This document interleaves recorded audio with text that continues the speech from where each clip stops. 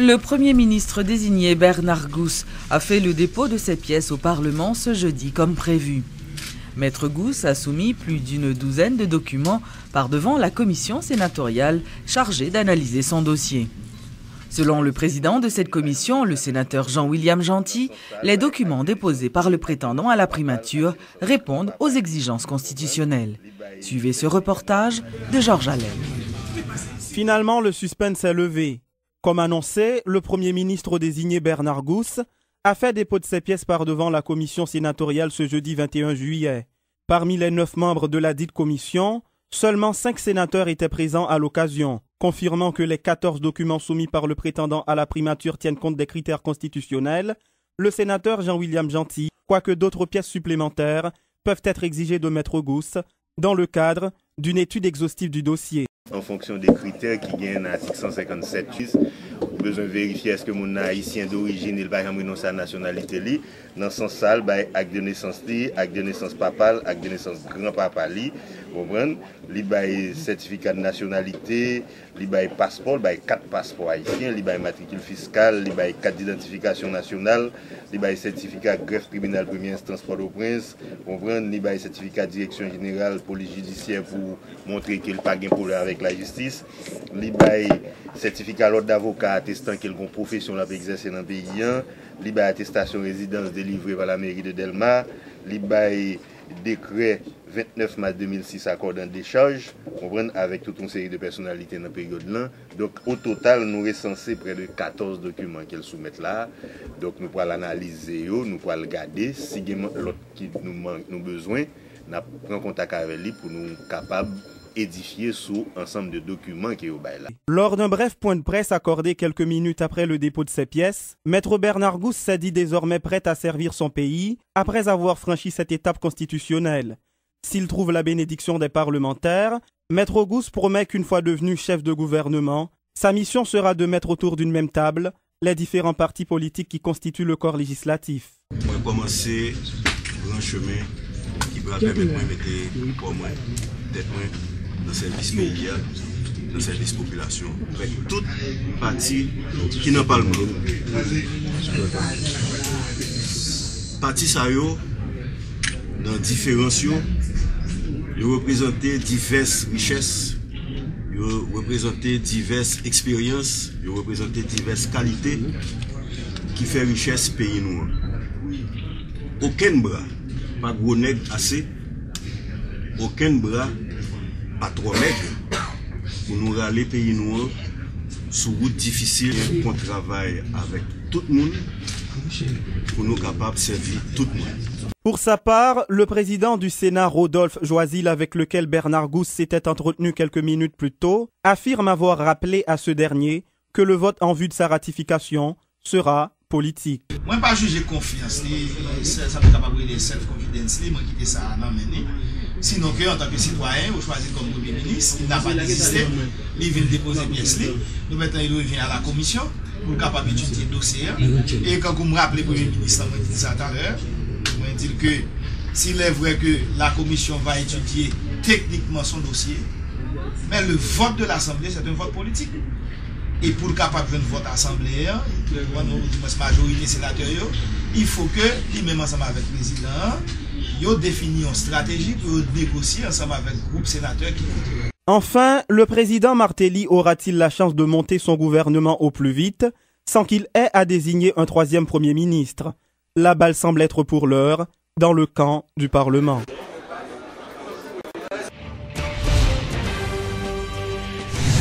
La conférence épiscopale prépare une proposition de dialogue national qui sera rendue publique en septembre.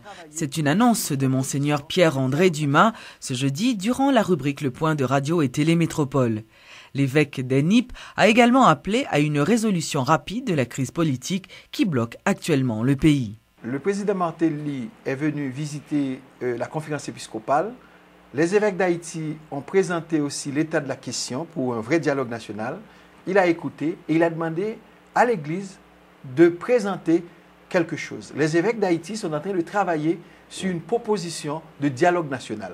L'Église en tant que telle travaille avec toutes les couches de la population.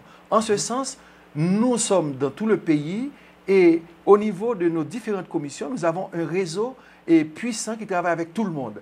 Il est absolument important, peut-être parmi les protagonistes de ce dialogue, que l'Église puisse être un de ces protagonistes, c'est-à-dire aider la nation à s'asseoir, à s'asseoir autour d'une table, à essayer ensemble de vider les contentieux historiques, à regarder ensemble vers l'avenir, à établir un agenda commun de travail et aussi à se dire que Haïti, c'est nous qui devons la faire. La passion pour le pouvoir rend aveugle. Et à ce moment-là, on vient avec toutes sortes de théories, on vient avec toutes sortes d'idéologies, alors qu'il y a un peuple qui souffre. Cela importe peu que la masse des gens et des enfants de ce pays, de petits, ne peuvent pas aller à l'école, alors que tant qu'on n'a pas de gouvernement, tant qu'on n'a pas de Premier ministre dans ce pays, eh bien, il y a des décisions qui ne peuvent pas être prises. Plusieurs individus ont été appréhendés en moins d'une semaine dans le cadre de l'opération Phénix menée conjointement par la PNH et la MINUSTA, notamment dans les quartiers de Martissan, de Cité-Soleil et du Bel-Air. Lors de la conférence hebdomadaire de la MINUSTA, la porte-parole des militaires, Claire Berthiaume, a fait remarquer que parmi les individus arrêtés figuraient des bandits qui étaient recherchés par la police.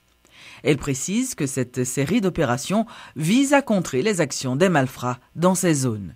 Ces soldats, pendant les 5 premiers jours de l'opération, ont été en mesure de mener près de 900 patrouilles à pied et motorisées et mis en place près de 900 postes de contrôle et des points statiques dans ces quartiers. Travaillant ensemble avec la Police des Nations Unies, les unités de police constituées et la Police nationale d'Haïti, des arrestations de suspects criminels et d'évadés de prison ont été effectuées et notre grande présence dans ces zones a aussi empêché des activités de banditisme. Le mandat de la MINUSTA est d'établir un environnement sécurisé au peuple haïtien. Et nous sentons que le temps est venu pour rappeler aux criminels que nous sommes déterminés à accomplir notre mandat. À travers l'opération Phénix, nous avons voulu montrer à la population que la MINUSTA, de concert avec la Police nationale d'Haïti, reste déterminée à lutter contre le crime et de dissuader toute activité criminelle. Ce fut un message clair aux criminels qui n'auront pas de sanctuaire en Haïti. Le personnel médical de l'hôpital de l'Université d'État d'Haïti est en grève depuis le 6 juillet dernier. Les grévistes qui dénoncent la mauvaise gestion de ce centre hospitalier disent rester fermes sur leur position en réclamant plusieurs mois d'arriérés de salaire. Le ministre de la Santé publique, le docteur Alex Larsen, interrogé à ce sujet, demande aux grévistes de surseoir à leur mouvement et menace de recourir à des mesures drastiques en vue de redresser la situation. Suivez ce reportage de Jacques Bourdeau. 7 jours de grève qui paralysent sérieusement le fonctionnement de l'hôpital général et qui pèsent lourd sur les malades. Plusieurs services de l'hôpital sont dysfonctionnels, notamment le service d'urgence, à cause de cette grève entamée depuis vendredi dernier par le syndicat et certains membres du personnel de l'hôpital général. Un hôpital général sous les fatras, les déchets médicaux et excrémentiels. Entre-temps, les membres du syndicat des travailleurs de santé de l'hôpital n'entendent pas rebrousser chemin. Ils maintiennent leur mot d'ordre de grève. Nous-mêmes, nous n'avons pas de problème personnel avec personne soit moun, mais nous avons un problème sous forme d'administration à gérer l'hôpital là qui se prend comme bien privé. Nous disons ça pas capable d'être comme bien privé, c'est bien malheureux, c'est bien l'état là nous malades, c'est là nous venons, c'est ça n'a revendiqué journée aujourd'hui. Ici, à l'administration de l'hôpital général, les employés sont au boulot. La responsable de cette entité de l'hôpital, la directrice administrative, Marlène Thompson, rejette les accusations portées contre elle par le syndicat. Non, moi n'ai pas décidé d'aller parce que son ministère qui était bon mon lettre de nomination, mon ministère de tutelle qui était employé et employé qui vient devant yo, yo capable gon raison derrière yo qui capable dire c'est madame ça pour aller, qui raison dire yo pas jangen. Bien étonné me connait m'a pas prendre c'est mal élevé. À la direction générale de l'hôpital, le docteur Alex Laseg qualifie de manœuvre politique les revendications des membres du syndicat de l'hôpital. Je ne comprends pas très bien comment des personnels qui travaillent dans l'institution sanitaire a utilisé FATRA et même a utilisé des déchets médicaux comme armes de combat. Vous comprenez? Et arrêt de travail ou grève sont constitutionnels, n'est-ce pas? Mais il y a des moyens pour faire.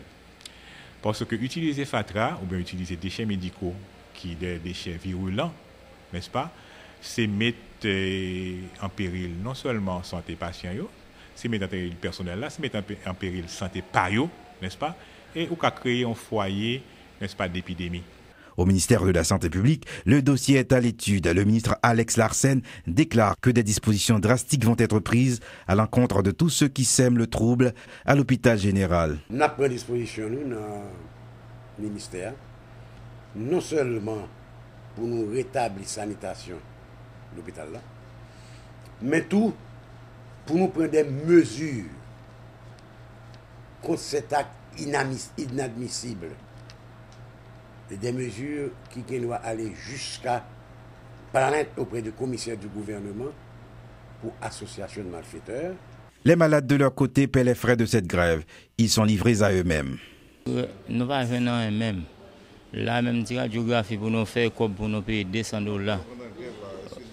Nous va venir eux-mêmes. Pas de docteur, pas de quelqu'un qui passe et grève net qu'a fait. Ça va y avoir même qui passe ouais nous même. Disant même dans l'hôpital là non là toute maladie net couche à souffrir net là. Inauguration de la foire expo de l'habitat ce jeudi dans le quartier des Orangers dans la commune de Cité-Soleil. Plusieurs modèles ont été exposés sur les nouvelles normes de construction, une activité à laquelle ont pris part le chef de l'État, des membres du gouvernement démissionnaire et l'ex-président américain Bill Clinton. Cette expo de l'habitat haïtien mérite notre admiration pour l'effort qu'elle symbolise. À toutes celles et ceux qui ont mis le meilleur d'eux-mêmes, à toutes les entreprises locales et étrangères qui s'y sont dédiées, au nom du peuple haïtien, mes plus vifs remerciements. Je veux dire, on a profité faire tout le monde qui travaille dans le secteur privé, tout le monde qui travaille dans la fonction publique, là, policiers, policières, tout employé l'État. Nous avons droit à aller dans BNC, nous avons aller dans BPH, à prêter l'argent pour nous construire Kaipanou. Il y a $100 millions disponibles pour ça dans le compte là. Jodi a président Michel Martelly a dit nous, il y a la banque qui a quoi pour prêter nous, mais modèle Kayo là, Kaisa yo parasismique, jouet nan men nous. M'a dit nous merci pour confiance que nous portez dans président nous. Très un peu collagé parce que nous attendons premier ministre nous. Mais promesse que nous faisons, nous avons l'école gratis pour tout le monde, relance agricole, reconstruction.